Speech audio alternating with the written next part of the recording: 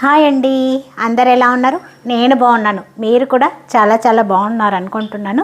Welcome back to our channel Star Mom Blogs. ఈరోజు మన ఛానల్లో ఆల్రెడీ చెప్పాను, చుట్టుప్రక్కల జరుగుతున్న అన్యాయాలు, అక్రమాలు, నిజాలు, అలాగే కొంతమంది చేసే మంచి పనులు, చెడు పనులు అన్నీ మన ఛానల్లో మాట్లాడుకుంటాం.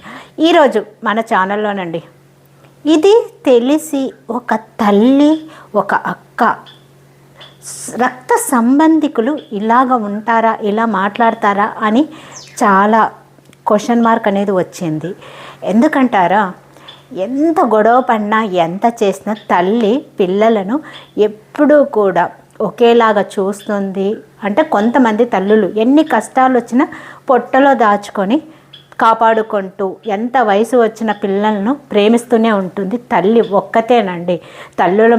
తండ్రులు మారుతారేమో కానీ తల్లులు చాలా వరకు మారరు.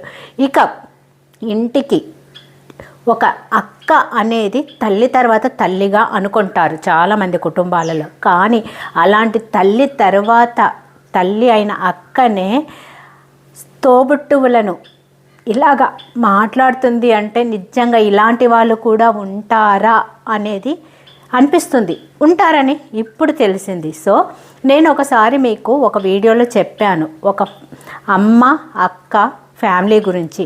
తల్లి వాళ్ళంతా పెద్ద కూతురికే చేస్తుంది అని ఒక వీడియోలో చెప్పాను. ఆ వీడియో లింక్ మీకు ఇస్తాను, ఒకసారి అది చూడండి. ఎందుకంటే మళ్ళీ ఆ స్టోరీ అంతా చెప్పి మీకు బోరు కొట్టించటము ఎందుకు. సో అందుకనేసి ఆ స్టోరీ ఏంటి, ఆ ఇంటి కథ ఏంటి, అది నా ఫ్రెండ్ కథ.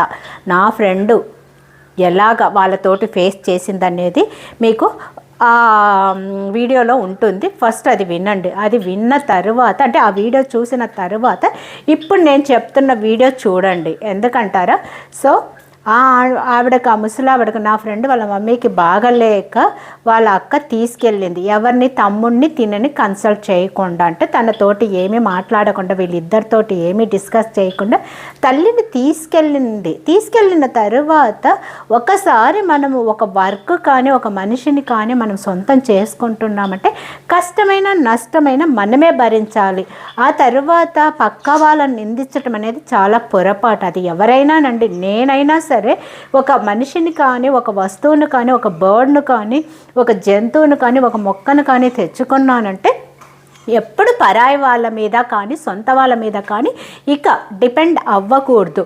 మన కష్టమైన నష్టమైన మనమే అవి ఇక చూసుకుంటూ జాగ్రత్తగా ఉండాలి. కానీ తీసుకెళ్ళేటప్పుడు వీళ్ళిద్దరిని, అంటే నా ఫ్రెండ్ తమ్ముడిని ఏది మాట్లాడకుండా డిస్కస్ చేయకుండా తీసుకెళ్ళి ఆ తర్వాత వీళ్ళను నిందిస్తుంది. ఏమి, వాళ్ళు పుట్టలేదా, వాళ్ళు చూడలేదా అనేసి. అంటే ఫాదర్ ఉన్నప్పుడు ఆస్తి డబ్బులు అంతా అనుభవించి ఈరోజు తల్లి పరిస్థితి ఇలా ఉన్నప్పుడు అక్కడికి నా ఫ్రెండ్ తమ్ముడు చేస్తూనే ఉన్నారు హెల్ప్, డబ్బు హెల్ప్ వాళ్ళ మదర్కు. అయినా సరే ఆ మదరు కూడా అలాంటి వారే. ఎంతసేపు ఉన్నా దొందే అన్నట్లు పెద్ద కూతురు ఈమె.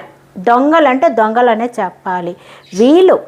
వీళ్ళ పరిధిలో ఉంటూనే వాళ్ళకు కావాల్సిన హెల్ప్ చేశారు, అన్నీ చేశారు. కానీ ఈరోజు మా ఫ్రెండ్ అక్కకు నడిమంత్రపు సిరి అనేది వచ్చేసరికి కళ్ళు అనేవి నెత్తికెక్కేసి ఎలా మాట్లాడుతుందో తనకే తెలియదండి. అట్లీస్ట్ ఒకసారి ఆవిడ కూర్చొని, ఎందుకు నేను ఇలా మాట్లాడుతున్నానో, నా సొంత తోబుట్టువులో నా చెల్లిని, నా తమ్ముడిని నేను ఇలా మాట్లాడొచ్చా, ఇది ఎంతవరకు న్యాయమని ఆ అక్క ఆలోచించాలి. తల్లి తర్వాత తల్లి అనే ఆ అక్క ఆలోచించాలి. అలాగే తల్లి కూడా, అవును నా పెద్ద కూతురు మాటలు విని నేనంతా డబ్బు పోగొట్టుకున్నాను, అయినా సరే వాళ్ళు నన్ను ఒక మాట అనలేదు. సో నా చిన్న కూతురు, నా కొడుకు ఒక మాట కూడా అనలేదు, వాళ్ళకు సహాయం ఏదో చేశారు, నేను ఇలా బిహేవ్ చేయటం తప్పు కదా అని ఆ తల్లి కూడా ఆలోచించాలి. ఇద్దరూ కలిసి వీళ్ళిద్దరిని ఏదో ఒకటి బంధువుల దగ్గర అంటూనే ఉన్నారు. సో తెలిసినా కూడా నా ఫ్రెండ్ తమ్ముడు వాళ్ళని ఏమీ అనట్లేదు. కానీ రీసెంట్గా ఒకటి తెలిసింది. ఏంటి అంటే మా ఫ్రెండ్ వాళ్ళ పిన్ని ఆ పిన్ని చెప్పానులేండి, మీడియేటర్ టైప్ అనమాట ఆవిడ. ఒక వీడియోలో ఆవిడ గురించి కూడా చెప్పాను. సో ఆవిడ ఏం చేశారు, ఈవిడకు ఫోన్ చేసి మా ఫ్రెండ్కి ఫోన్ చేసేసి మిమ్మల్ని ఇలాగా అందరి ముందు అంటున్నారు, అందరి ముందు చేస్తున్నారంటే మా ఫ్రెండ్ ఏదో సమాధానం ఇచ్చేసిందంట దానికి. మరీ మరుసటి రోజు ఫోన్ చేసేసి మీ అక్క నిన్ను మీ తమ్ముడిని శాపనార్థాలు పెట్టేస్తూ ఉంది, మీరు ఇక నుంచి నాశనం అయిపోవాలని కోరుకుంటాదంట అని. అదేంటండి, ఒక అక్క ఒక తల్లి నాశనం అయిపోవాలి పిల్లలని ఎవరైనా కోరుకుంటారా?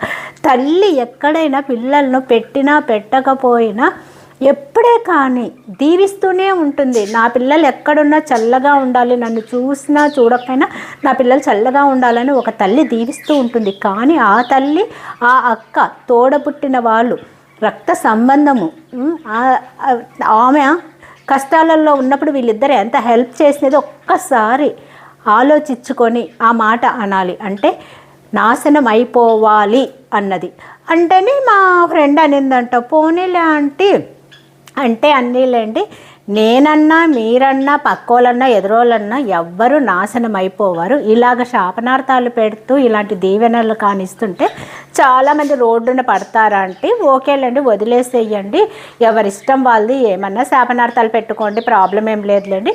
దేవుడు అనేవాడు ఒకడున్నాడు, తప్పొప్పులు చూస్తూ ఉంటాడు, ఎవరికి శిక్ష వేయాలో వాళ్ళకు వేస్తాడులేండి, వదిలేయండి అని చెప్పేసిందంట. సో తర్వాత నాకు ఫోన్ చేసింది, చూడే మా అక్క ఇలాగా మాట్లాడిందంట అంటే నాకు కోపం వచ్చేసింది.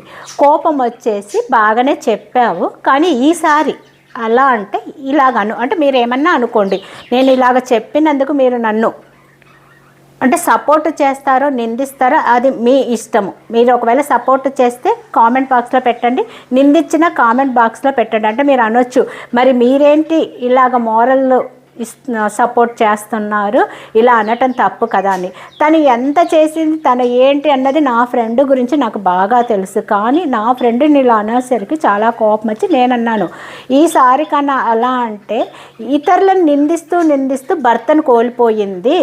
ఇక ఇద్దరు కొడుకులు ఉన్నారు, వాళ్ళు చక్కగా ఎక్కడో సెటిల్ అయ్యి హ్యాపీగా ఉన్నారు.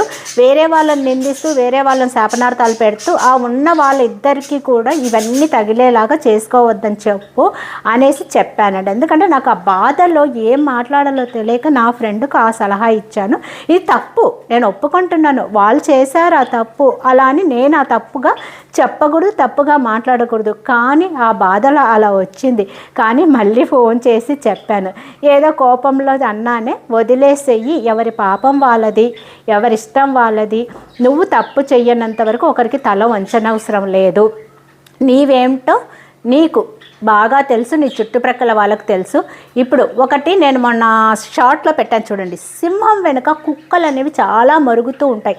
అలా అని సింహం విలువ తగ్గిపోతుందా? అలాగే నీ విలువ కూడా తగ్గిపోతే నువ్వేమీ బాధపడకు, నీ తమ్మునికి కూడా చెప్పు, ఏమీ ఇవన్నీ ఎక్కువ పట్టించుకోవద్దంటే. నా తమ్ముడు అసలు పట్టించుకోడే, వాడు ఏది పట్టించుకోడు, ఎవరన్నా ఏమన్నా అనుకొని ఓకే వాడి పని ఏదో వాడేదో అని చెప్పేసింది. సో ఇలాంటి తల్లి అక్క ఉంటారా అన్నది నాలో ఒక ప్రశ్నార్థకము. సో నా ఫ్రెండ్ కూడా ఇలాగ వాళ్ళని తిట్టుకుంటూ శాపనార్థాలు పెట్టుకుంటూ అలా ఉంటే ఎలా ఉంటుందో ఒక్కసారి ఆలోచించండి. తను ఏంటంటే మంచి మనసి, మంచి తనము, మంచిగా ఆలోచిస్తుంది కాబట్టి ఓకేలే, పోతే పోనీలే, అనుకుంటే అనుకోనీలే అనేసి వదిలేసింది. సో ఇలాంటి వాళ్ళు ఎవరన్నా ఉంటే ప్లీజ్ కొద్దిగా మారండి. ఎందుకంటారా, ఎప్పటికైనానండి రక్త సంబంధమే. మీరు పక్కన వాళ్ళని చూసి మీకు సడన్గా డబ్బు వచ్చేసి నడిమంత్రపు సిరితో కళ్ళు నెత్తికెక్కి మీకు నోటికొచ్చినట్లు మాట్లాడితే తప్పకుండా కాలం అనేది ఒకటి ఉంది. ఆ కాలము మీకు ఇవ్వాల్సిన శిక్ష వేస్తుంది.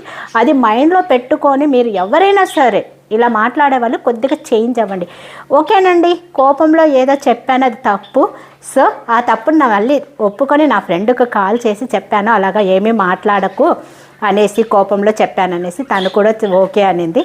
ఓకేనండి, ఇది నచ్చితే ఒక లైక్, వీలైతే షేర్, సబ్స్క్రైబ్ చేసుకోవటం మాత్రం మర్చిపోకండి. నెక్స్ట్ వీడియోలో మళ్ళీ కలుస్తాను. అంతవరకు సెలవు. నేను మీ స్టార్ మామ్ను. బాయ్ అండి.